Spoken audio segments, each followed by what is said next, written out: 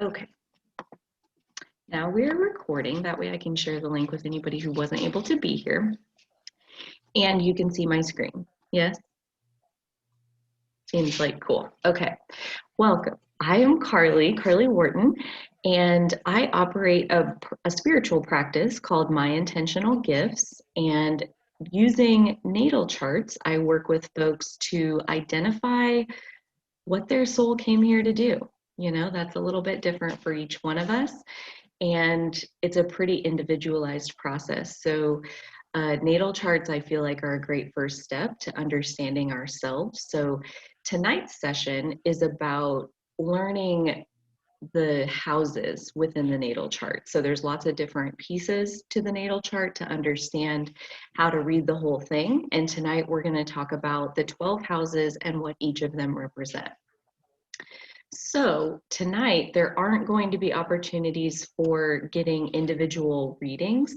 However, every Wednesday morning at 11 a.m. Central Time, 10 Mountain Time, I do group chart readings where you can get a free mini reading.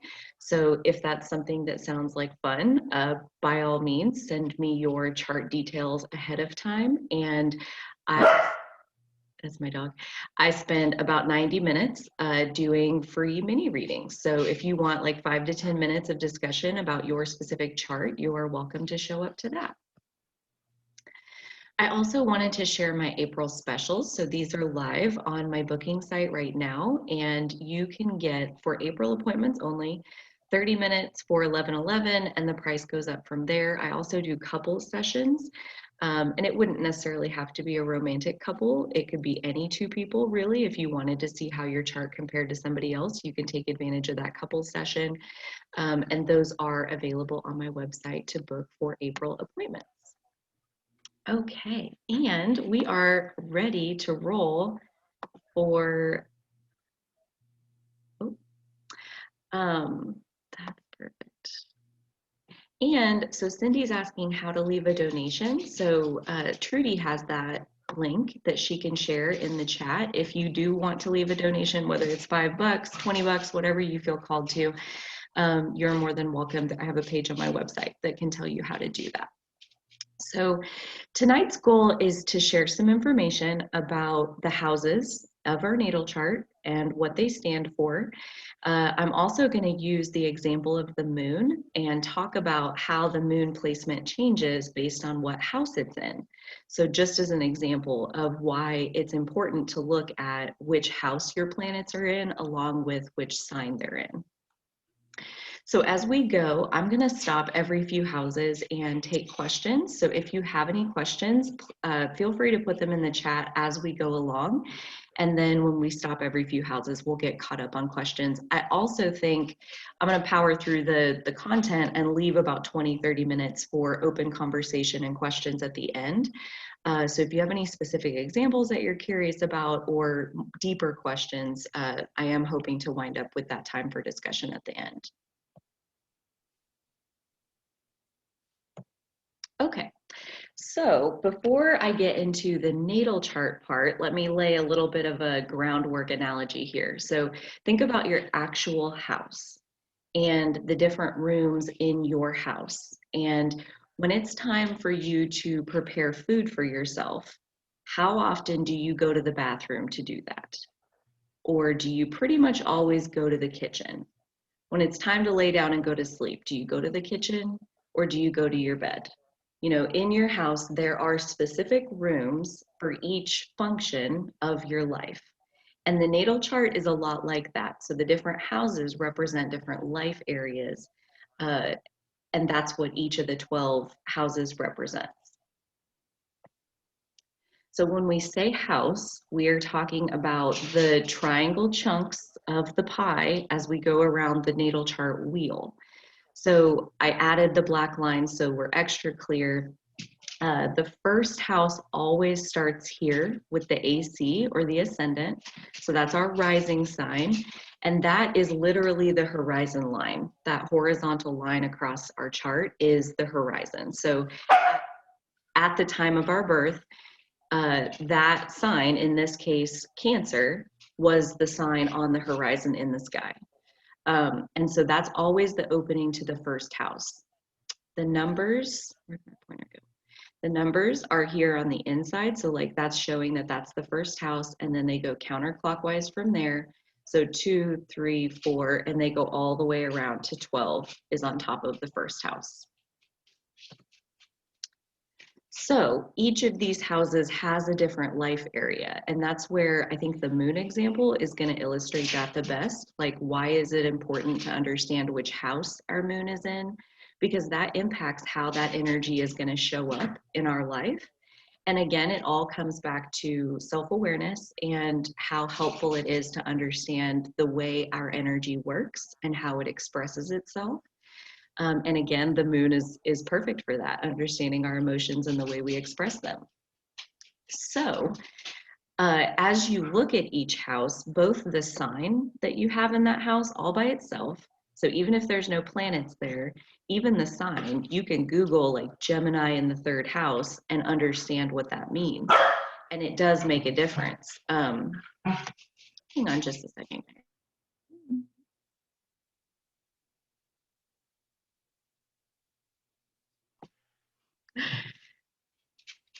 So it does make a difference what sign is in each house, and also what planets are there. So all of that kind of tells you about this life area and the energy that you're carrying in that area.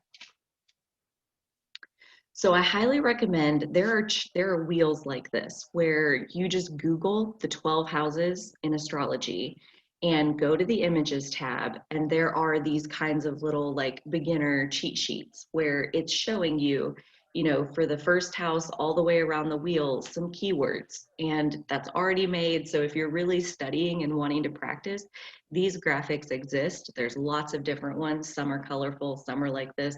Pick one that you like and study from there. You could also make your own with the info that we're going to talk through tonight, but there's a lot of these kinds of wheels already out there on Google Images that are really helpful. So we're going to start with the first house. Again, that always starts with the ascendant, and then we're going to work through house 2, 3, 4, and all the way around through house 12. And so before we get into the first house, do we have any questions so far? I saw the chat blink once, but I don't think that's, no, okay, perfect.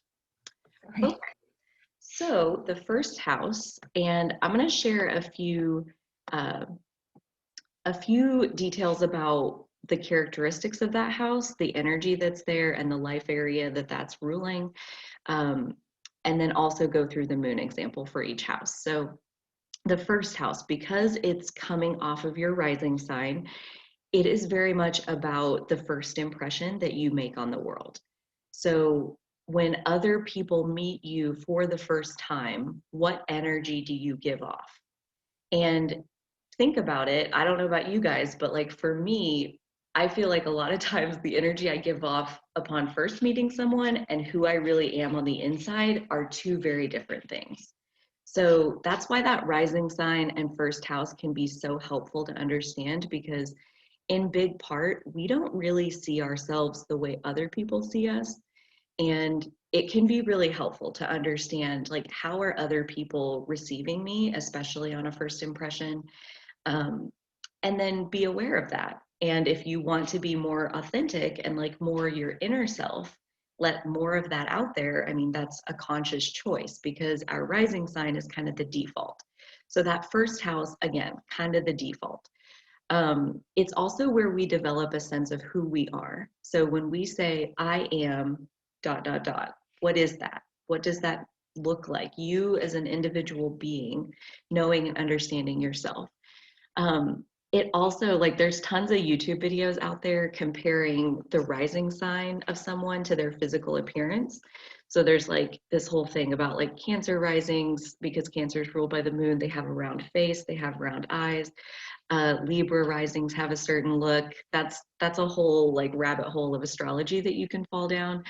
But there is something to it, and it does also kind of guide the body that you were born with. So the genetics that are at play and the stature, the frame that you have that you're working with. there's a different house that rules the body that you have as a result of the choices you're making, which is something very different, but the body that you're born with. So it can also talk about your birth. There are things in the first house that can point to, like if you have a pleasant first house or a hard aspect in your first house, it can point to difficulties like very early in life in establishing yourself in this world. It's also just in general how you approach the world. So yes, a first impression that you make on other people in social situations, but also how you begin anything. When you go to put yourself out there, what does that look like? You know, we all kind of have our own approach. So the moon example, so to have your moon in the first house, the moon itself represents our emotions in our natal chart. So both the kinds of things that are tied in with our emotions, and then also how we express our emotions. And so moon in the first house, people tend to wear their emotions on their sleeves. Like our rising sign is how we put ourselves out there into the world. And for the moon to be in the first house, it's like all of that is like right on the surface. It's very core and very personal to who you are.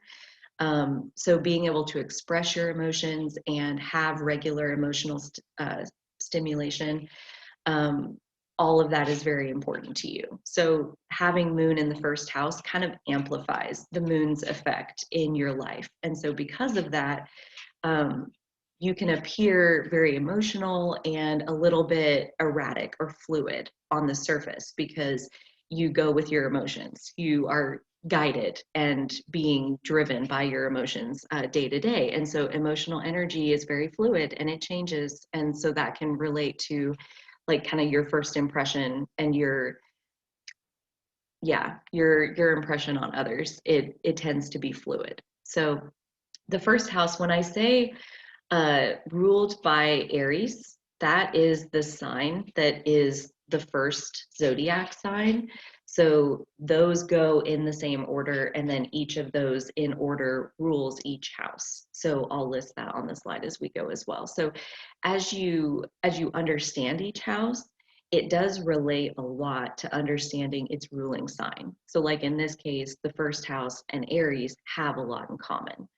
So that can be really helpful as you try to study. Like if you get the 12 zodiac signs, learning the 12 houses is not a far reach for that. It's basically a lot like the sign that rules it. Okay, so second house is ruled by Taurus. And if you know anything about Taurus, they are an earth sign. And so when I think earth sign, I automatically think like material world, like the physical world. And the second house tends to rule our resources and our possessions in the physical world. So this is everything to do with our financial security, our physical security. The second house is how we provide for ourselves. It's how we have motivation and drive to earn income. So like if we're someone that has like really beneficial planets in the second house and positive aspects there, earning an income is just easy. It just comes naturally to you. If you have, harsh planets like Saturn or maybe Pluto and hard aspects to the second house, those indicate that that's where lessons will be learned. And so there could be lessons for you wrapped up in your financial security. So the second house is a big one. It's like the money house, basically, is how I would explain it. On a slightly less superficial level, though, it also is about your inner values. Like you as an individual, what do you value? When you answer the question, what is your top priority? What's the most valuable thing that you could receive? Like for me, that's freedom. I would put freedom at the top of my list. It's higher than money. It's higher than joy. Freedom is the most important thing. That's me. That's me defining that. Everybody has their own answer to what is the most valuable thing. And as we're assigning value to things, we also assign value to ourselves, kind of without meaning to. So that's where our self-worth gets wrapped up there too. So if you think about it, it's kind of easy and it's almost the chicken and the egg. Like if you have a hard second house, you're going to have a harder time earning income. Not that it's impossible, but it'll be more of a life lesson kind of a thing as it unfolds. And then also because of that, or maybe that's where it started, is that your self-worth is less. And that's kind of also where your life lesson comes in, is having to learn how to see the value in yourself. So all of that is very much tied into the second house. So if you have your moon there, the moon example, that is going to look like your emotional security and your financial security are very much sitting intertwined.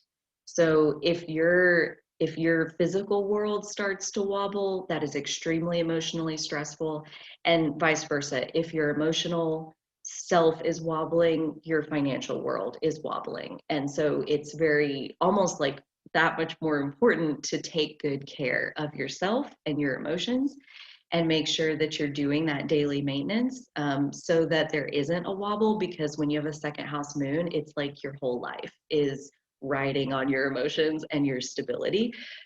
On the other side of that, though, chances are you are more stable. Because it's an emotional need, you tend to have just like an easier time prioritizing making money. Like I talked about, like having the drive and motivation. Like when it's time to actually go to work, how does it feel? Does it feel like I get to go to work today and I get to make all the money and I'm going to get to pay my house payment and I'm really excited about that? Or does it feel like I'm a cat on a leash and I don't want to? Like that's a big difference, and all of that is wrapped up in the second house and what you have going on there. And making sure that your job is a good fit with your second house energy helps it to be more fun as you go there and earn your money on kind of a day-to-day, week-to-week basis. So I'm going to go through one more house and then I'm going to stop for questions if there's anything in the chat. Okay, so third house does rule all of our day-to-day communication, basically. And at the top of that list, I put siblings, because siblings are basically our earliest chance to communicate with other people. And I don't know about you guys, but I had 3 little brothers by the time I was 4. And by the time I was 5, I had learned from them that you can't boss people into doing what you want them to do. So that communication strategy had been tested and failed and set aside by the age of like 5 or 6, thanks to my siblings. And I was a very bossy child. I'm a very bossy adult, but I've learned how to channel it in a way that's productive and well received, hopefully. And my siblings were a huge part of who taught me that. And in lieu of siblings, you know, there's like the girl who lived 3 houses down when I was a kid and we were best friends and we were inseparable, or like whoever your childhood posse of people were. I didn't have a lot of friends when I was a kid. I think because my brothers were plenty of like stimulation in that department. But anyways, technology and transportation, those never really made sense to me as far as third house issues until today, where I read a little bit deeper, and it's because technology is used to communicate. Especially in today's day and age, we use so much of technology to like send a text message, or we're sitting on Zoom right now, which requires an internet connection. All of that is technology that is allowing this communication and this exchange of knowledge to take place. Transportation is very much the same thing. It's like that day-to-day transportation, like in your neighborhood, in your little home community, where like you're getting in your car and driving to the coffee shop to meet a friend and have a chat back and forth. So like that's the kind of transportation that it's talking about, is like the daily commute, or running your errands around town, going to the post office. Who do you see in line? Who do you deal with across the counter? Like the transportation to get there, and then that day-to-day communication. Because in talking to other people and having to express ourselves to other people, we get to see ourselves more clearly. We have to put words to who we are. We have to open our mouth and speak to be able to achieve the goals that we want to achieve. And so this is where we start to learn about ourselves according to others, but it's very much still the internal process of communication. I think hard aspects here can lead to like even speech impediments like stutters. It can lead to learning disabilities. It can lead to social anxiety. So if any of that strikes a chord, I know some of that was true for me. And as I learned about my harder aspects in the third house, that made a lot of sense, that like those are barriers to communication and to connecting with other people. And we want that. We very much want to connect with others. And so that's where it goes back to local community and the process of learning. The third house also rules our early childhood education. So like basically, how was learning for you as a child? Did it come naturally? Was it a struggle? Were there pieces that you felt like, I don't know how to do this and I don't even know who I can ask for help, and everybody else seems to know how to do it and I don't, like I don't get this. All of those would be like third house issues, because the third house is where we trade knowledge. That's ultimately what communication is aiming at, is like, I want to express this idea so that you can receive it, so that you can come back and express your idea, and it's that exchange of knowledge. Um, so yeah. Oh, and the moon in the third house. So that's where, again, the moon is our emotions, and the moon being in the third house means that your emotional well-being is tied to these things, these being able to communicate with other people on a daily basis. Like if you have like, especially a Gemini moon in the third house, um, I'm in a couple Gemini moon support groups, and these people, they have a hard time living by themselves because they just really like love to be around people. Like there's that back and forth that it just like feels like home to them. And so being on your own, it just doesn't feel natural to want to do that. So um, yeah, the moon in the third house is highly communicative, and especially when they're having like a rush of emotions, they're gonna need to talk that out with a close person. And I think, you know, that's where if they're not tending to it, the story can come out to like the barista at Starbucks, and like all of a sudden you're like gushing about your emotional day to a complete stranger because you really just need to tell your story. um, which it's good to know. That's really good to know, because I think third house can, you know, it does look like communication. It does look like somebody else is required for that process to happen. But I do think you can tell the story to yourself. So I think if you understand that about yourself, that like when I'm really emotional, I need to like physically speak it out loud. And you can do that in private by yourself. Tell yourself that story and find that soothing within yourself. It's obviously not natural. That's something that you would practice, but I do think that it is possible. So I'm going to stop there and see if there's any questions. Trudy, do you have anything? Sorry, forgot to unmute myself. Yes, there are questions, and I think I've asked you this before, but I don't even remember the answer. But what if the house is empty, if you don't have any planets in a house? So I still recommend, and I'm going to come out of here for just a second. I still recommend doing a quick Google of what do you have in the house? Like what sign is there? So when you find the opening cusp of that house, what sign is it in? So like if I go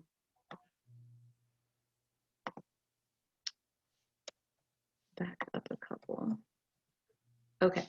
So like, for example, in this one, this is the third house, and the opening cusp, because here's where the third house starts, is in Leo.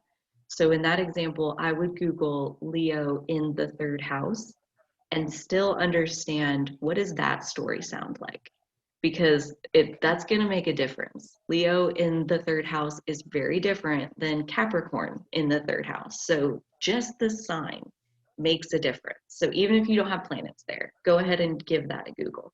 If you do have planets there, Google each of those individually in that house as well. But I think what I've what I've heard as far as like interpreting empty houses, and you guys, check this against your BS meter and see what you think. But it made sense for me looking at my chart. But basically, when you have an empty house, it means that's not where your life lessons are going to be concentrated for you in this experience. So that looks like, I mean, not necessarily that you wouldn't have some contrast in that area of your life, but that's not where the bulk majority of the energy is going to be focused. And so you kind of just got to look, like, as we go through these houses, if you have any that are empty, kind of stick that in the back of your mind to say, does that make sense? That, yeah, you're right. Like, when I think about my earned income, like the second house, it's empty and I don't really have any issue. I always have enough money. Yeah, I could always use some more money, but I always have enough money and it works out pretty easily for me there. So that would maybe be like what a empty second house would look like. Okay. Let's see. And that was, I'm sorry, I do not know how to pronounce her name. Bedline. That was her question. And then Feline. That makes sense. And then she also, and Cindy, we'll get to yours in a second. And she also asked, what did the numbers inside a house mean? I'm guessing she's talking about the degrees, but I'm not sure. So yeah, Fedlane, do you want to clarify that? Are you talking about like the degree, like on the? It seems like they represent degrees the way the numbers are showing. Hi, everyone, by the way. It seems like that's what they're representing because my chart has tiny numbers and it's hard to decipher what like they are. Next to each planet. Yeah, so like, for example, my house has a moon and it has a 00 and it has a planet and it has another number in it. So yeah. I don't know. So those are the degrees. So like you probably have a table that looks a lot like this over on the far left, and that's showing you where each thing is. So like this moon that is in the first house is at 14 degrees. It shows it here. The moon is at 14 degrees Cancer. And so that can be helpful if you don't know like the symbols around the outside yet, like use your table, or the symbol for like, what the heck is this crazy thing? Like, oh, there it is, it's Uranus. Okay, like that table's kind of how you pick it all back apart to see like exactly what's in this wheel. That's part of it. That's how you do the placements. Super. And the degrees are interesting. But that, I mean, to me, that's kind of like another layer kind of down the road. When I pick apart a placement, like this moon, for example, I would Google moon in Cancer first. That's probably the most dominant thing that's guiding it, is the energy that it's in. And then I want to know what house is it in. So I would do moon in the first house. And that's going to show me like, where does that energy show up in my life? How does that energy present itself? And then I'm going to look to like what aspects are coming off of the moon. Like this one has all kinds of things connecting with it. And so I would want to understand, how is the moon talking to the rest of my chart? So it's kind of like a peel the layer of the onion kind of thing. But for sure, it's an easy place to start to say moon in Cancer, moon in the first house, and see how that resonates and kind of go from there as you research. Awesome. And then Cindy asked, what if your house starts in one sign and ends in another sign? You kind of touched on it a little bit when you talked about the third house starting in Leo. Yeah, I get confused. Okay, what your third house would be considered what? So I would want to understand first Leo in the third house. So you start with like the line of the beginning of the house? So like this is where the third house begins. Okay. Yes, that's the third house cusp. And so that's the one that I want to look at first, is Leo in the third house. Because I always get confused if it has like 3 signs in one house. So you can think about it like we start in our first house and then we progress through the houses. So when you go from the second house to the third house, you have to go through Leo energy to get out of 2 and into 3. So that Leo energy is the entry to your third house. But I mean, again, as you go through all the layers of all the research, eventually totally look up Virgo in the third house, because I'll bet there's a little bit of that in there too. And when Okay. you have 3 in one sign, which is kind of hard to see, but technically, like in this example, Scorpio is in the middle, like Libra's here before, and then Scorpio, and then Sagittarius. So like the entry is in Libra, and then Scorpio's all the way in there. And then, See, I have one just like that. yeah, so in that case, that's called an intercepted sign, meaning that it's not on the cusp of any of the houses. So that is a whole thing all by itself. And in that case, like in this example, the sun is in Scorpio. So the sun is in an intercepted sign, and that's a thing. So like you would want to look up like intercepted sun, and that's like tells a whole story all by itself. So like there's all these different fun ways to like pick it all. Yeah, I was just writing down like first house, what it's ruled by, second house, what it's ruled by. Then I got lost because I didn't know what to put. So it's where the line starts. Okay. Well, and sense. Like, yes, where it starts. And then you can definitely still Google, like in this example, I would Google, you know, Libra in the 5th house, Scorpio in the 5th house, Sagittarius in the 5th house, because you have some of all of that energy in the 5th house. But the dominant energy for getting there, like getting into your 5th house, is Libra. So like when I did that for my chart all the way around, like that resonated like the most out of all of them. But I could see elements of the rest of it in there. Okay, thank you. But that doesn't have anything to do with which planet or which rules that house. Right? Yeah, good question. That's placement. That's not rule. That's placement, right? Well, it's because on this one, that you have up, the first house is in Cancer, but and the moon is in the first house, but it's not ruled by Cancer. It's ruled by. So those like ruled by, that's kind of the like textbook. Here's what the first house is ruled by Aries and Mars. And so like that's just kind of how it is. But for each of us, and this is part of how we each are using all of these 12 energies in a unique way, is that like this person put Cancer in their first house, not Aries. So for them, Aries is all the way up here. They're using it towards their career. And they're using Cancer to be how they approach things and start things and that sort of thing. So like this person is using Cancer in their first house. That's a unique choice to each of us, is how, and that's based on our birth time. So there are 12 rising signs. They change about once every hour.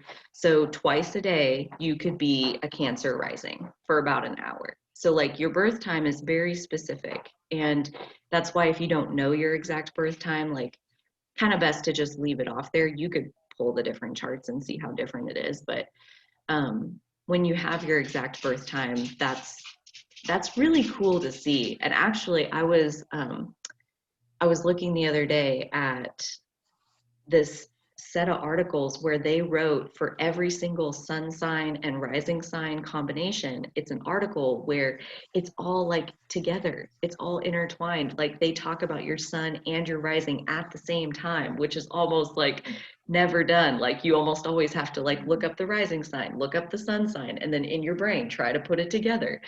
And so if you Google, like in this case, like this person is a Scorpio sun, Cancer rising. And so Google your sun sign and your rising sign, and like one of the very first ones that comes up, there's actually a couple different sites that have these. But yeah, that was very cool because those two things are so related. The sun is our gifts and the rising sign is our vehicle for how we transport those gifts to the world. So the rising sign is important. It's like you timed your birth like down to the minute to choose the vehicle that you knew would serve you perfectly. And in those combined articles, it became like so much more clear, like how does that rising sign specifically help this sun sign? So yeah, highly recommend doing a quick Google on comparing your sun and your rising. Hi, it's me again. May I ask something? Yeah. Thank you. So when you're looking at the houses, what if we supposed to look at the overlaps as well? For example, my first house touches on, let's say, one symbol and it extends to another symbol, or you know, a sign. Mhm. That's the proper terminology. And is that relevant, or do we just focus on the first, on the one that it touches the most? So that's what we were saying, like here with Leo, like it starts in Leo, but then goes on to the next one. So Leo Right. is the main one. That's the main Right. energy for that house. But I would still Google the other ones that are there because Okay. I think you'll still recognize pieces. But as I would first go through and like every single one that's on the front of the house. So like Leo in the third house, and I think this one starts in Virgo and this one starts in Libra, and like do the openings of each house and then go back and like Google what those other energy fragments look like. Super. Super. Any last questions before I jump back in? Okay, cool. Okay, so let's do, okay, the fourth house. This is, I think Misha has a question. She's raised her hand. okay. Carly. Can it, yeah. Misha's raised her hand, sorry. That's okay. I can barely see her. So. Yeah. Is it about the first three houses, Misha? Yes, it is. Okay. And I apologize for being late. The amount of snow here is What's your question, ridiculous. Misha? Sorry. My question is, and it's about the first house, and I know it's different for everyone, but on my chart, is it where the little X on the line is designated, like where it's at the very top, or? No, this is the first house, wherever your rising sign is. Okay, wherever my rising sign is Yes. the first house. Okay, Yes. gotcha. And then around the center of the wheel, there should be numbers in each triangle slot. So yeah, the first house is always here on the left in the middle. Here on the left in the middle. Okay, all right. Cool. Yeah, okay, I see it. Yes, thank you. Yes. Okay, thank you. Okay. So the fourth house, this house rules our home. And when I say home, I more mean like our inner sense of home than like a physical place, although it does reflect into our physical home as well. The fourth house also rules the divine feminine. So this is where we find our nurturing instincts. So whether we're male, female, it doesn't matter, but like our ability to sense the needs of other people and then nurture those needs. All of that is wrapped up in the fourth house. It also talks about our emotional security. So again, if you have like a really full fourth house with positive planets and kind aspects, maybe emotional security, it is really thriving in your life and it comes naturally. If you have harder planets there or hard aspects there in the fourth house, that can end up looking like not having your emotional needs met and basically having to learn how to be your own inner mother, likely because it manifests like you don't get the mothering that you need in early life. So this is where we can look for clues about our upbringing, why we chose our parents, all of that, because all of that ultimately teaches us how to be the nurturer that we grow into. And so, you know, as we bring it full circle and big picture, it gets easier to make peace with our upbringing, and learning about the energy in your fourth house can definitely help with that. My favorite way to think about the fourth house, and it is ruled by Cancer, and this is kind of all the same, is that home is a place where you get to be 100% exactly who you are, and you're loved because of that. So you're loved and accepted as the real you. That's like the highest frequency of home, that and the fourth house. So if you have moon in the 4th house, basically you have an emotional need for that sense of belonging, that sense of having a place where you can truly be who you are and be accepted and held and supported for who you are. Moon in the 4th house is going to be extremely sensitive to not having that. And because of that, they can be very restless, like almost turn into nomads because they don't ever really feel like they're finding that sense of belonging. But again, that's where I go back to the beginning of home is inside of you. And you kind of got to belong to yourself before you can belong to other people. And that's where moon in the 4th house can be kind of a journey of figuring out, like, what does it actually mean to experience true belonging? Where does that really come from? And that's where the concept of the inner mother can be so powerful. So that's 4th house. 5th house rules play, really anything spontaneous. So anything spontaneous that we're doing because it's fun, because we feel like it. Like you think about asking a kid, why did you do that? Because I felt like it. Like that's very much a childlike mentality. So our inner child lives here in the 5th house. When I say first child, I had no idea that there's a different house for like your first child and your second child, third child, fourth child, fifth child, and it goes on and on and on around the wheel. There's like a different house that rules each of those relationships. So I thought that was really interesting. So the 5th house rules your first child if you have multiple. It also talks about how you shine. So the 5th house is ruled by Leo, which is ruled by the sun. And really, in our creative self-expression, we put our unique self out there. Like the 5th house, the 5th house satisfaction is in being able to like articulate and be who we truly are on the inside, to be able to put that out there on the outside and feel like it is an authentic representation of who we really are, our unique selves. And so that's a big one when you think about self-confidence and just our overall ability to enjoy our lives. I think the 5th house holds a lot of keys as far as like our approach to life being super serious, or are we just having fun? Are we just playing with all of the different ideas that come up in a day? If you have your moon in the 5th house, basically you like have an emotional need for things to be fun. So that can be really great. That can be a really cool gift to bring to other people, that you just automatically need fun. So you have a way of finding the fun in almost anything. And so that's a gift to any group that you're a part of. It can also make you extremely childish when it comes to doing things that aren't fun, and like really like, I don't feel like doing that, so I can't do that. So if your moon is in the 5th house, chances are you're gonna have to find the fun in something if you're gonna like want to willingly go there. Let me see, anything else?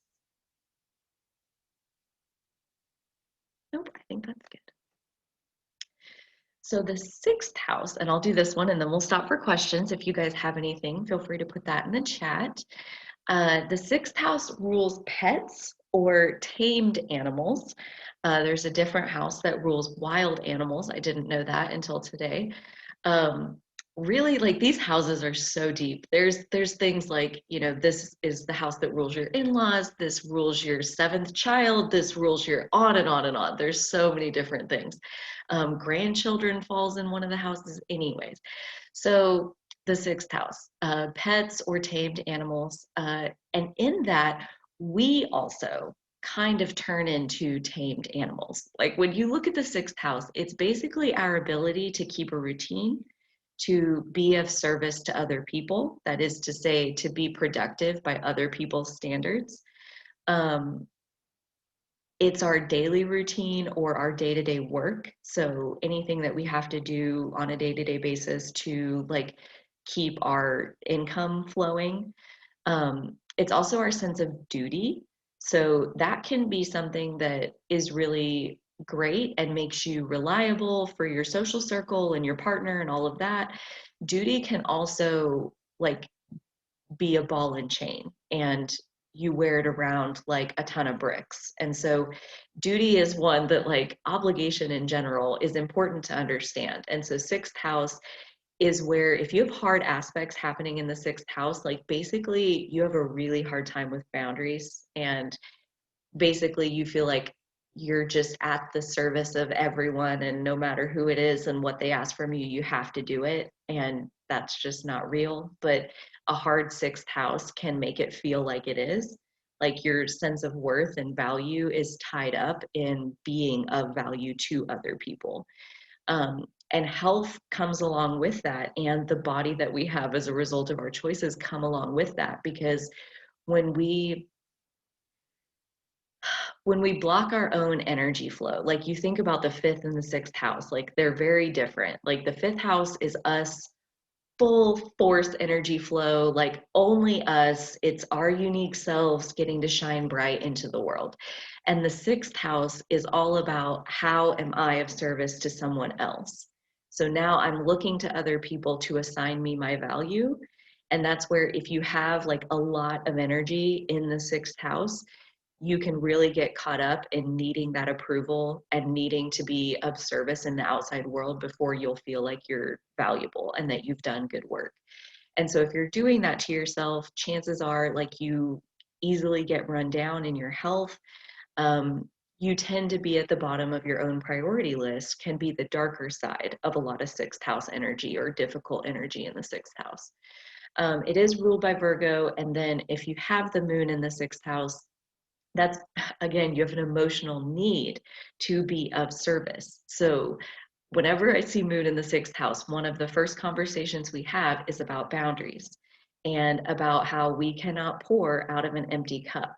So how well taken care of do you personally feel, and that your daily self-care is taking care of you? Because I know you have like a deep drive to be of service on a daily basis to everyone around you. So you need to definitely make sure that you're taking care of yourself amongst all of that as well. So I think that's it for those three houses. Real quick, do we have any questions in the chat? Yes? Okay. We'll power through those and then carry on, because I do want to leave like 15 minutes at the end for open discussion. Yeah. So Cindy wanted to know what a hard aspect is. So there are like good and bad. I try to stay away from all of that. So I prefer to talk about easy and hard aspects. And so aspects are the conversation that your planets are having between themselves. So a hard aspect is like hard energy. It's conflicting energy. It's tense. It doesn't get along. It has a different set of priorities. That's a hard aspect. That's you feeling like you're being pulled in two different directions. That doesn't line up easily, right? Like you really have to like think about it. Like think about, do I want to go this way or do I want to go this way? That's stressful, can be. In a hard aspect, you do get to know yourself better in the long run through all of the trials and deep thought and having to really reflect. Those hard aspects, they turn out to be way more powerful gifts. Easy aspects are easy flowing energy. So that means like if you have like all placements in your earth energy, and so now you have like these trines or blue lines between all of this earth energy, those things are getting along. They like each other, they have similar values, they have similar priorities. And it's like now you have two horses on the front of your horse and buggy, both pulling you in the same direction. That's powerful. But when you have a horse and buggy that has all of this like power pulling it, you don't ever get off of that. So the downside to the easy aspect is that you can get stuck there, like a comfort zone. And then you don't really grow and expand your full chart because this is easy and I'm just going to hang out here. But like we have all this other energy. So if you have like, especially important stuff like your moon or Saturn or the North Node or something like that, outside of that easy energy, like you got to sometimes get off the easy energy and like deliberately go towards the things that are separate from that. So easy and hard, like we don't necessarily just want easy aspects, you know, and hard aspects aren't a death sentence. So that's why I like to call it easy and hard, but hopefully that makes sense. Anything else in the chat? Cool, thank you. Awesome. Kim just put something in there. Sorry. No, you're good. Hard aspects are oppositions and squares. Yes. So oppositions and squares, and then easy aspects are like trines and sextiles, and there's all kinds of aspects. And yeah, the oppositions I would say are probably the hardest, with squares being a close second, and that is literally where these two things feel like they're going in completely opposite directions, like you're being torn in half.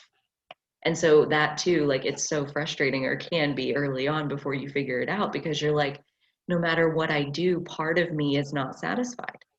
Like I can go this way and this part's happy, that part's not, or I can go this way, this part's happy, that part's not. There's no way to like fully get myself on the same page and feel good about what I'm doing. But again, those can turn out to be your greatest gifts. So they're worth looking into. Almost sounds like some of this aspects and oppositions and trines might be a future. Well, that's a good part. That's a good point, because this is AstroBeginners, and the goal is to speak to beginners. And as I get like another few weeks into the future, the goal is to start Astro Intermediates. And so aspects are some of the first things I want to talk about, because that is where we really get into like, how dynamic is your energy? What does that conversation inside of you sound like as you move between all of these different energies that you're carrying? So it kind of goes to the next level when we get into aspects. So Astro Intermediates, hopefully coming in April. Do like a little public service Awesome. there for that. Awesome. Yay. See, Cindy's excited with me. Yeah, yeah. Okay, so we'll move on, do a few more houses, and then stop again for questions. So the 7th house, this is where, so the first 6 houses are the bottom half of the natal chart wheel, and the last 6 houses are the top half of the natal chart wheel. So the 7th house is the first house on the top of the wheel. And that's where we get into our relationships with other people. So the first 6 houses are very much about ourselves and how we are inside of ourselves, how we approach our life, how we approach our self-expression, what rules our emotions, all of these things. And then when we get to the 7th house, we get to a place of reflection where in the 7th house, in those close personal partnerships, we get to see a side of ourselves reflected back to us that we probably didn't even know was there. Like when you get in a really intense relationship, the version of you that gets pulled out of you during that relationship is often like brand new to you. Like a powerful relationship has the power to like call forth a whole different side of you. And that side of you is that 7th house energy. So that person really values a close personal collaboration where this isn't just like marriage and like romantic relationships. It would also cover business partnerships, or if you have a really long-term friendship where you're having creative collaborations between you. This is those patterns, those relationship patterns. And so it's very, very interesting to understand what energy do you have there and what planets do you have there. And just when we say relationship patterns, again, like that can be serious friendships or romantic relationships, business relationships. So, you know, so often people have all kinds of stories about, you know, love gone wrong in the past and like relationships that this person wasn't cool to me. And chances are there's something sitting in their 7th house that was like, there was a lesson you wanted to learn, and that person came to help you learn it. So that's again where we can make peace with the relationships of our past. We can also understand who are we and what kind of a relationship do we want to attract going forward. The 7th house is ruled by Libra, which is great because Libra is all about fairness and equality and balance. And so when you think about relationships, obviously all of that makes sense. If you have your moon in the 7th house, quite literally, you have an emotional need for partnership. Like we talked about, that version of you that a relationship calls forward, you have an emotional need to experience that side of yourself on a regular basis. So again, that doesn't necessarily have to be a romantic person, but to have a close personal partnership with someone that you can talk to about what's going on in your life, and just in general, what's happening with you, what's your evolution, what's your growth, what challenges are you facing. You process all of that within that close personal partnership.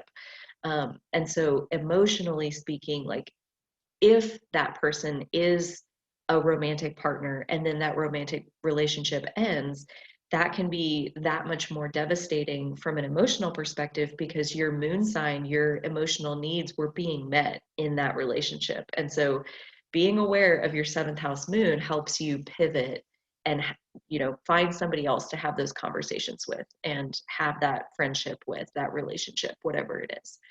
Kind of like the 1st house always begins with the ascendant or the AC line, the descendant is the rest of that horizon.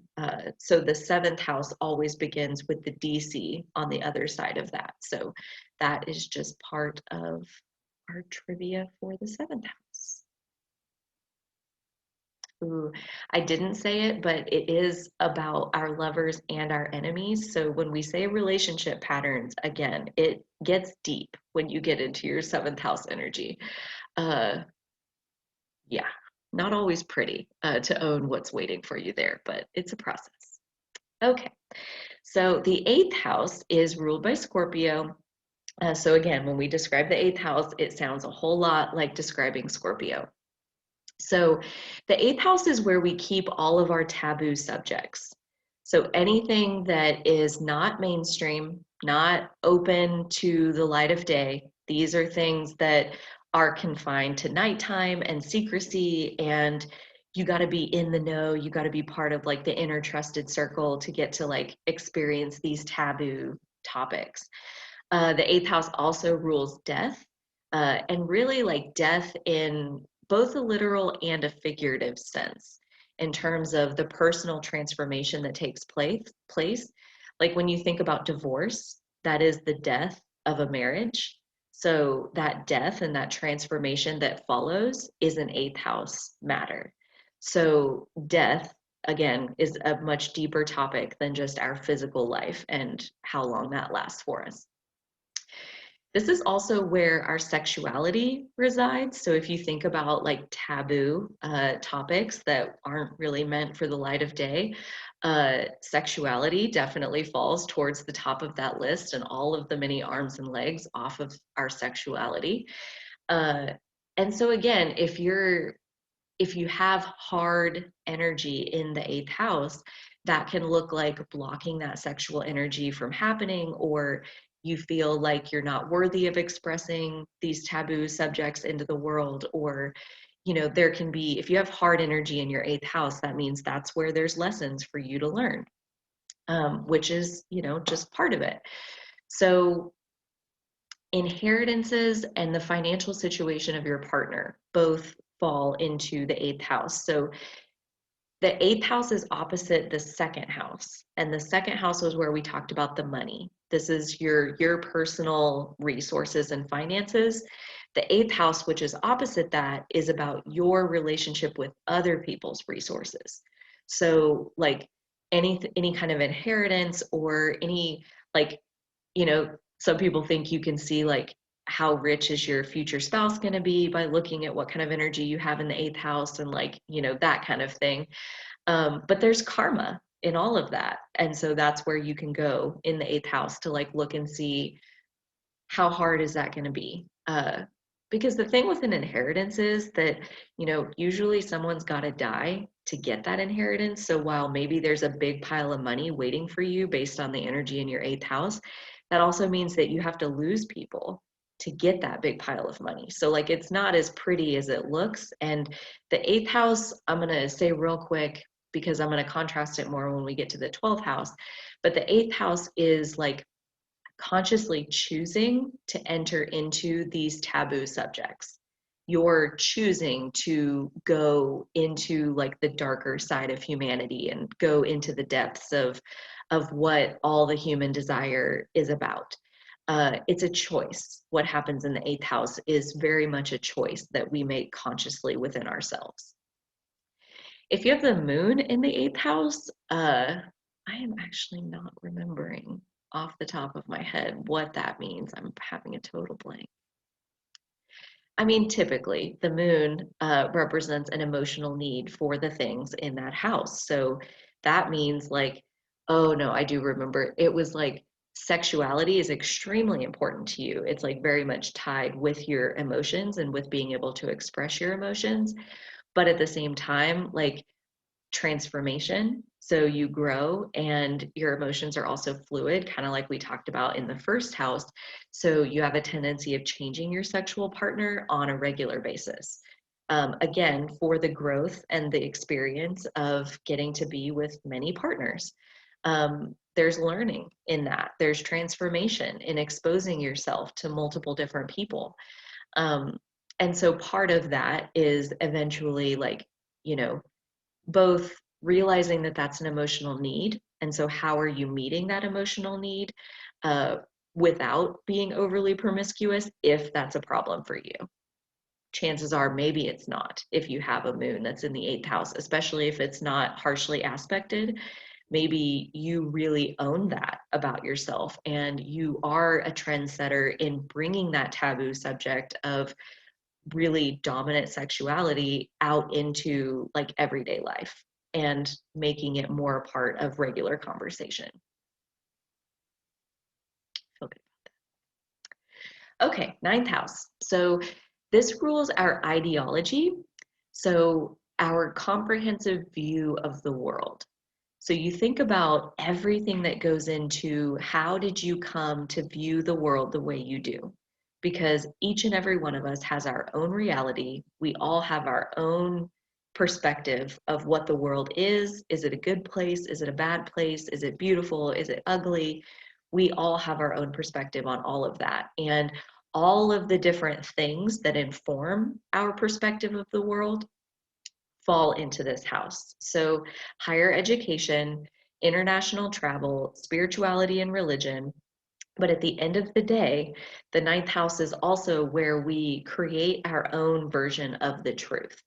So all of these different inputs, but at the end of all of it, we have our own definition. We have our own inner truth that is the end all be all. And while we're not totally rigid in that, the 9th house is very able to like learn new information and then update your inner truth to factor in whatever new information you found. But it's not always just going to be like, this is the religion I grew up with, this is what I was taught, so this is what I believe. The 9th house is where we very much take into consideration everything that we have and come up with our personal set of beliefs or our personal set of truth. So ruled by Sagittarius, and if you do have the moon in the 9th house, that looks like an insatiable thirst for learning and exposing yourself to new experiences. So like a need to travel. Like even if you have a Cancer moon, which is arguably like the most homebody moon there is, if you have it in the 9th house, you need to travel. You need to get outside your house and go see places. So that's why understanding the house that the moon is in can be so interesting. It can totally put a spin on how your moon is. Yeah, I think that's good. Any questions in the chat? Yes? Yeah, Stacy asked, what if you don't have anything in your 7th house? Does that mean you're bad at relationships? So probably the opposite. It probably means relationships are more natural to you and that they're pretty low drama. Like it probably means that that's just not where your life lessons are being delivered. So like we said about easy aspects and hard aspects, when you have easy energy, it's like just smooth sailing. And that's not to say that your life doesn't have plenty of lessons for you to learn, but the relationship, your close personal relationships, aren't where those lessons are playing out. So it doesn't, like, we all have a seventh house, like we all have close personal relationships, but the energy that's there can definitely tell us if we're going to be learning life lessons through those relationships. Also, when you have an empty house, you can still Google, so like whatever sign that DC line is pointed to, that's the beginning of your seventh house. And you can still Google like Scorpio in the seventh house or Gemini in the seventh house or whatever sign is there, and still understand kind of what energy do you bring to relationships? Like what energy are you wanting that partnership to be a match to? Any other questions? Oh, wait. Oh, Stacy says thank you. Cool. Okay. You nailed it. We got 3 more houses, and then I think we will wind up with just a couple minutes for open conversation if there's any questions left at that point. So the 10th house, this is always started with our midheaven. So the line that goes up to the top of our chart, that is our MC or our midheaven, and that always kicks off the 10th house. So that house being at the top of our chart is not an accident. That top house is our top achievement in this life. It's our public reputation. It's the legacy that we leave on this world long after we're gone. It's how people will remember us. Our point of highest achievement, basically, like literally the top of our chart. This is the heights of who we become in the public eye. Also, this is one where it's fun to remember that astrology was developed like 2,500 years ago, like super long time ago. So back then, when they defined all of these things, this part makes a little more sense from that perspective. So the 10th house also rules the divine masculine and our inner father, because it was most often our father who would coach us into taking our place in the world. It would be under our father's direction that we would become who we were in the public eye, whether we were a boy and doing some sort of work, or we were a girl and he was helping us arrange which family we were going to marry into. And that was the height of our public accomplishment. So it still, though, makes sense when you think about the 10th house as your inner father. So if you have hard aspects there, chances are you're just really hard on yourself. And if you have moon in the 10th house, you like have an emotional need to achieve things publicly, to have that public recognition of accomplishment and the validation that comes with being seen publicly for these things that you're capable of.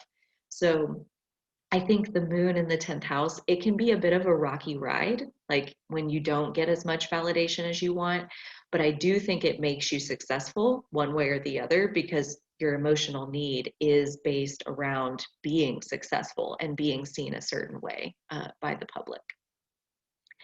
And it is ruled by Capricorn. So Capricorn is the earth energy that is all about building an empire. And in the 10th house, that's kind of what we're doing. It's like, who do you want to be in this world?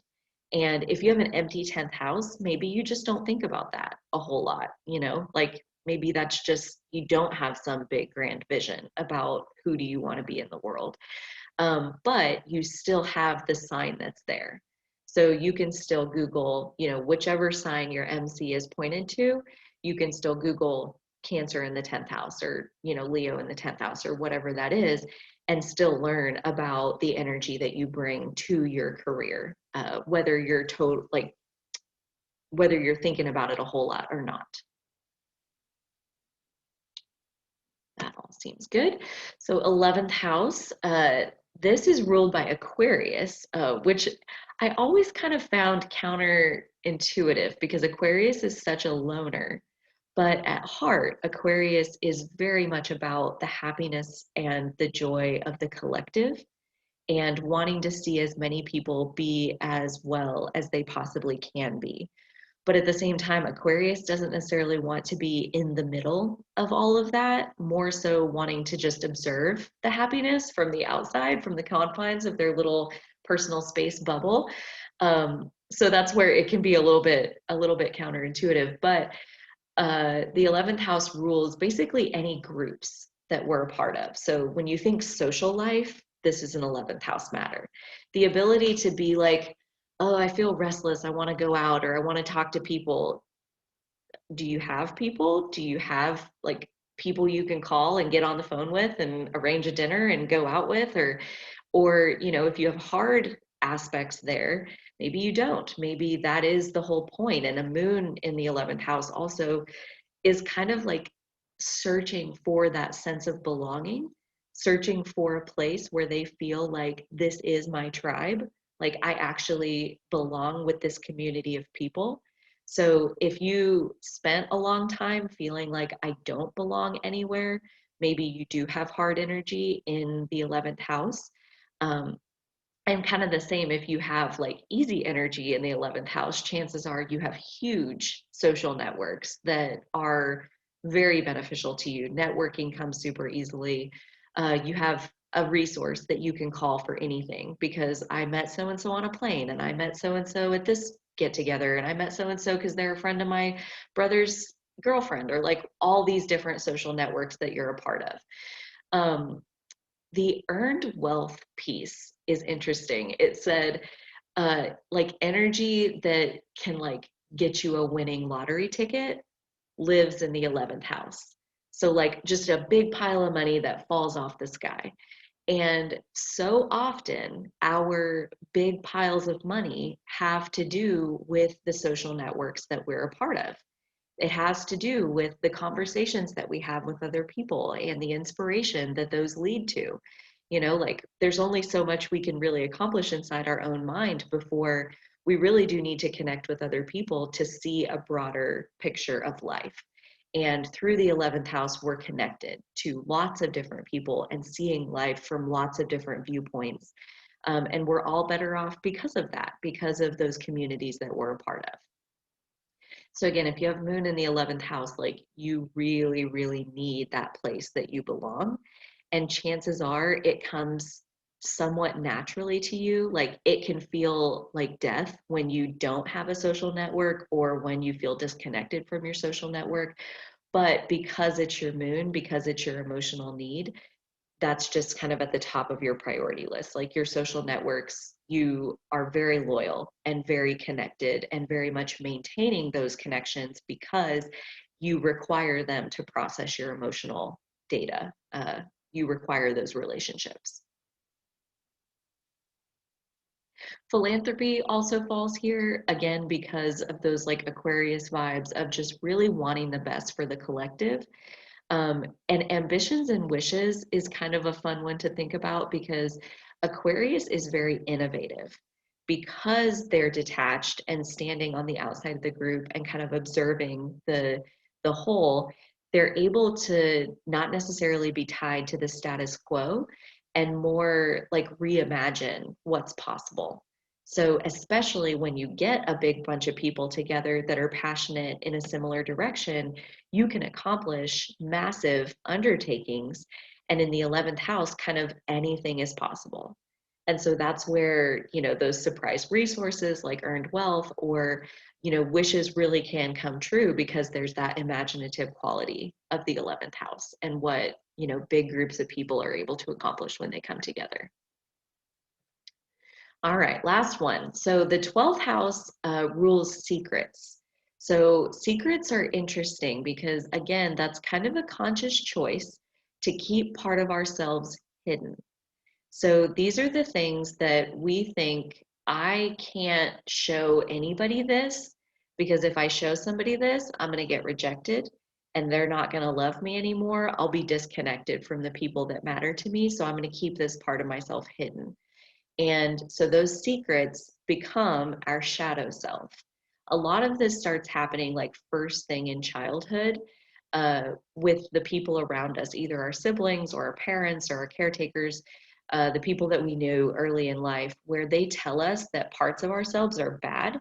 And so we learn that parts of ourselves are bad. And so we decide, oh, I can't tell anybody about that. I have to keep that secret. Otherwise, people will think I'm bad.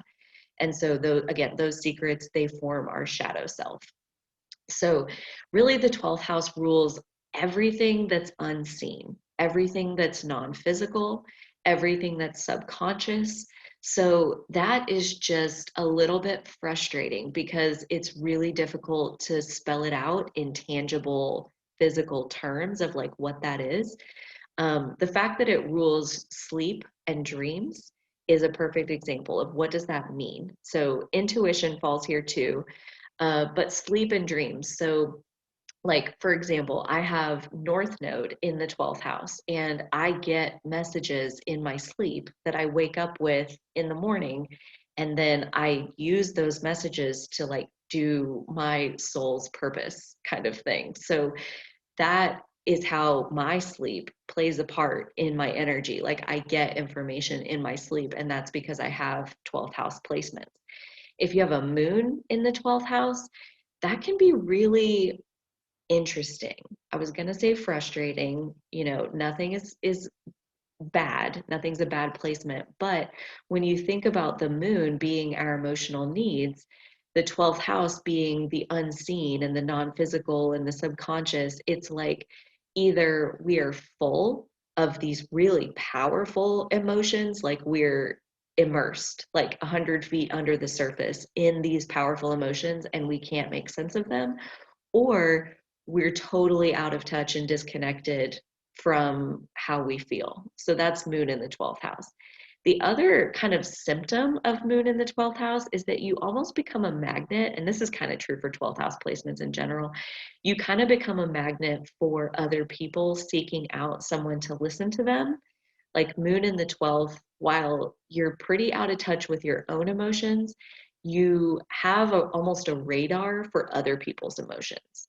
And like people show up and they're like, I don't know why I'm telling you this. I've never told anybody this before.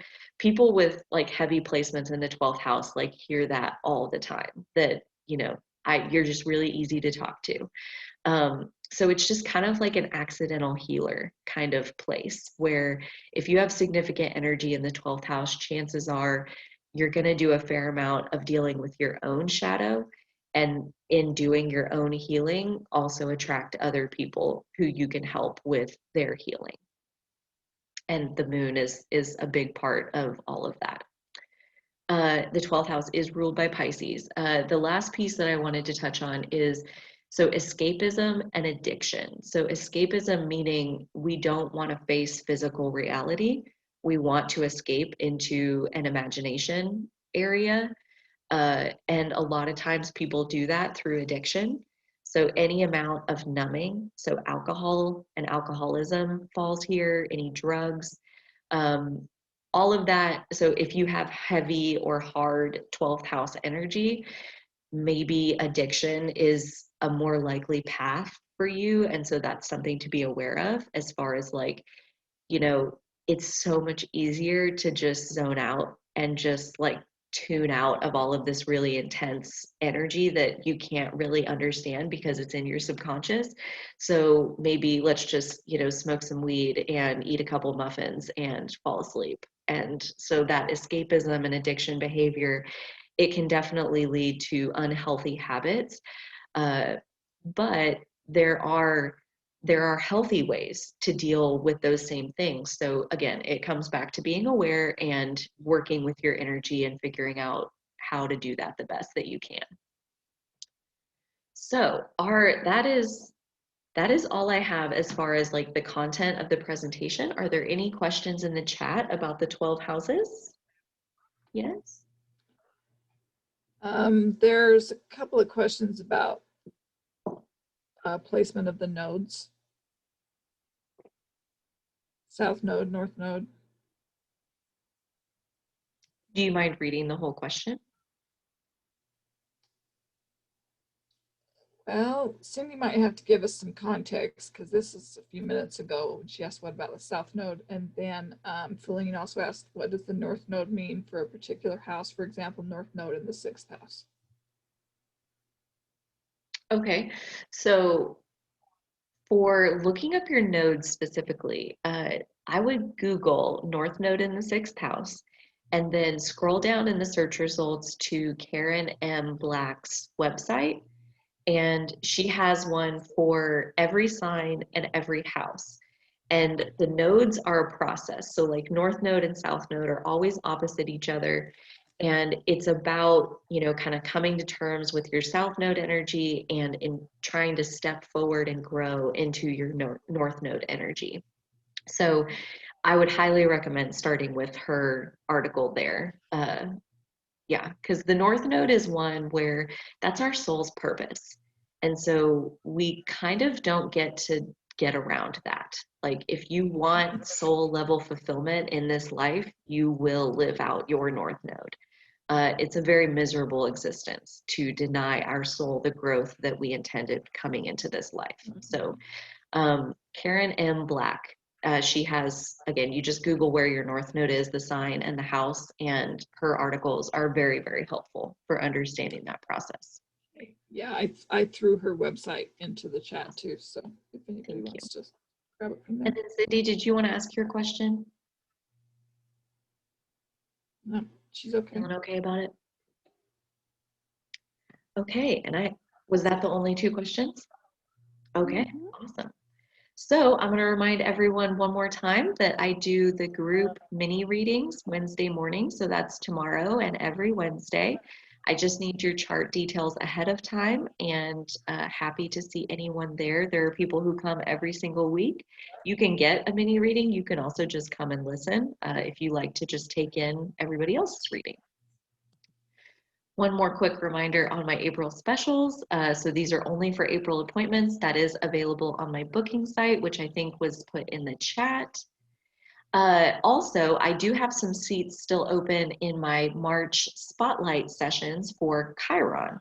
So in these sessions, we spend 2 hours. There's only 3 people allowed at each session because each person gets like a 40-minute individual reading. And Chiron is the wounded healer. So we look at the sign and the house that your Chiron is in and understand that wound that you carry and the medicine that you intended to make to help yourself feel better. So that's March's spotlight. And then starting in April and May, I'm doing midheaven events where those are about what's my soul's work. So last month I did the North Node and South Node, and that is our soul's purpose. The midheaven is a vehicle for our soul's purpose, and that translates to being our soul's work. So we will look at those, and those ones I set specific events for each midheaven. So when you pick which event you're coming to, it'll be all people with the same midheaven as you. So I think that'll be really fun to get to meet some other people who have that same soul work and get to really dive deep into your specific placement, again, because everybody in the group will have that same placement. That said, if you want to attend different midheaven events, like yours is in Scorpio, but you really want to come to the Gemini one because you have some friends who are Gemini midheavens, by all means, you're welcome to pop into any of those that you would like. That is the end of my presentation. I'm going to hang out for another 5 minutes and take questions if there are any. Otherwise, that is all I have for you, and I really appreciate everyone coming and listening. This recording will be posted on my YouTube channel, and I put the link back into the event, both on Facebook and Meetup. So if you guys want to look back to the recording, you sure can. That's wonderful, Carly. Thank you. And Cindy made a comment about how the small group sessions are amazing, and I can highly recommend the Wounded Healer. I've already done that session, and stuff came out that I didn't even know was there. It was intense. I think the Chiron ones have been the most intense so far, just because that was great. We are talking about your wound, and so that gets into some tender territory, but all in all, like, so good. So good. That deservability treatment, you really should post that. I have that in 2 different places. And I say it at least 2-3 times a day if I can remember. Yeah. Yeah. Yeah, I have mine on my mirror in the bathroom. So I love that. Yeah. I love it so much. Yeah. Well, and I it's been a while since I posted it on my Facebook page. So yeah, I'll post that on my Facebook page again this evening. Deservability treatment. That sucker Carly changed my Gary life. Carly Gary has a question. You want to look at the bottom of the chat? And see? So cusps in general are an interesting topic in astrology. So like Gary's question is, what if your planet's elements are on the borderlines or cusps of the houses? That is something to kind of keep your BS meter going as you do your research. And so if you Google, like, let's say your moon is right on the cusp between the 4th house and the 3rd house, and you Google moon in the 4th house and you're like, yeah, that just doesn't really like sound like me. Maybe it's not, because there are so many different ways to cast a natal chart, so many different systems that like they do change. They change which house, they change which sign your stuff is in. So as you read, like, let's say, you pull a tropical Placidus chart and your moon is in Sagittarius and you read that and you're like, this doesn't sound like me at all. Maybe the answer is that your sidereal or your Vedic astrology chart would fit you better. So there's all these different kinds of astrology. I tend to believe that law of attraction puts us with the teacher that is using the chart that is going to work for us. Like I found astrology and natal charts through a coach that I hired, and she uses tropical Placidus charts, and showing me my chart in that system, all of it made total sense. So I didn't feel the need to like look outside of that. But I also think, cusps are interesting because I believe that we timed our birth down to the minute. So even if it's a cusp, it is very intentionally where it is. So even if it's only like one tiny little bit inside of a sign, it's still in that sign. Like if you really wanted it to be the other one, you would have come, a few days sooner or whatever the case was.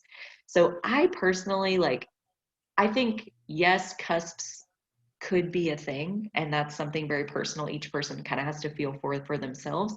But also like I used to think that, my sun is right on the cusp between Gemini and Cancer. And I was like, I can really feel that because I do resonate with some Cancer qualities. But then as I looked at my whole chart, I had other placements in Cancer that I think they make sense, as far as that's why I felt like I resonated with Cancer energy, because I have other Cancer placements. My sun being on the cusp between Gemini and Cancer, maybe that's a thing. I don't know. It's kind of one of those things you have to see for yourself. Although there's plenty of people out there who are willing to tell you that either yes, they exist, or no, they don't. I tend to be a little bit more open-ended. And for each person to see, like in your own natal chart, does that make sense?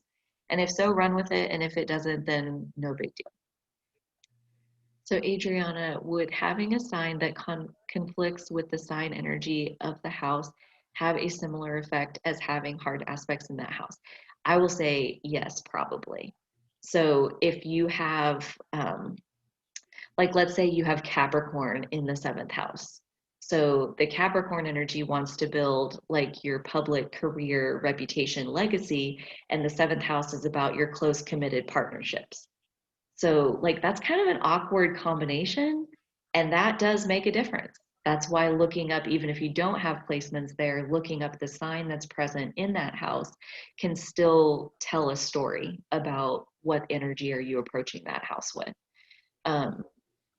Yeah, I think it definitely makes a difference. And that's again where, you think about like the chart that we looked at in this one, where they had Cancer on the rising sign. And so their first house was all Cancer. That person presents themselves totally differently than someone with Aries in the first house, where a Cancer first house person is like very receptive to like what's going on around them and reading the room and assessing the emotional energy of the group and like figuring out how do I nurture my way into this group. And Aries is like, so I had this idea, let's go streaking through the quad and like just charging forward and not even looking at who's chasing behind them. Like that's a very different expression. And so it does matter, like and again, that's going back to the rising sign and the time of your birth. So that's where having an accurate birth time is very helpful. So Kim asks, do stelliums in a particular house mean that's where you concentrate most of your energy? So this is another one where you find people out there who don't recognize house stelliums. I think that why wouldn't you is more my take on that. And again, I think it comes back to if you have a lot of energy in a particular house, either this is a way that you've built in a blessing for yourself, like if it's easy energy, beneficial energy, like if you have a ton of like really awesome energy in the second house, you just have money. You just have all this awesome money at your disposal all the time. And so a lot of energy in the second house, if it's good, if it's like easy, that's a blessing. If you have a lot of energy in the second house that's like Saturn and Chiron and your south node and like all of these things that point towards like you came to heal some karma around that energy, maybe your financial security flows a little less easy and that's more where you're learning life lessons. So it doesn't necessarily, it's not necessarily just a good or a bad thing to have a bunch of planets in one house, but I do think that it tends to be a consistent focus of your life. If you have a lot of energy there, that means that house gets lit up often. And so if you're regularly coming back to your house of communication or your house of career or your house of higher education and truth, or, you know, like those are going to be more prominent themes in your life than if you have an empty house sitting somewhere in your chart, is my my pair of pennies. Any last questions? I'm happy to answer anything. You're so welcome. This was wonderful. Yay. Namaste to you too, Gary. Thank you for coming. I have lots of events on the calendar. I hope to see you guys again soon. And then I do the weekly chart reading every Wednesday and AstroBeginners every other Tuesday night. So I'll be back with another AstroBeginners 2 weeks from this evening. So yay. I hope you all have a great rest of your night and I will see you again soon. Okay, bye. Thank you. Good night. Thank you. Thank you. Thank you, Carly. See ya.